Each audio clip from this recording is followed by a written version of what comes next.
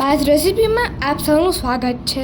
તો આજે આપણે બનાવીશું મેથીવાળા ગુંદા. તો ચલો શરૂ કરી. અમે 15 નંગ જેટલા ગુંદાને સાફ કરી સીડ્સ કાઢી કટ કરી લીધા છે.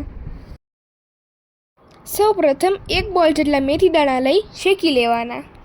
થોડા ગોલ્ડન બ્રાઉન થાય અને મેથીની સુગંધ આવે ત્યાં સુધી શેકવાના. મેથીના દાણા ઠંડા થઈ જાય એટલે મીઠું અને હળદર નાખી ગ્રાઇન્ડ કરી લેવાના. હવે વઘાર માટે એક કઢાઈમાં તેલ મૂકી દેવાનું છે. હવે તેલ ગરમ થઈ જાય એટલે તેમાં રાઈ અને હિંગનો વઘાર કરી કટ કરેલા ગુંદા ઉમેરી મિક્સ કરી લેવાના છે. પછી તેમાં 1 ચમચી મીઠું, 1 ચમચી હળદર પાવડર,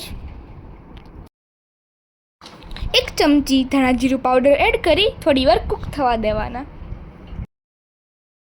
ગુંદા કૂક થઈ જાય એટલે તેમાં 2 ચમચી જેટલો મેથીનો પાવડર એડ કરી દેવાનો છે અને બાકીનો પાવડર આપણે સ્ટોર પણ કરી શકીએ. પછી ગુંદાને એક પ્લેટથી ઢાંકી 2 થી 3 મિનિટ સુધી કૂક થવા દેવાના.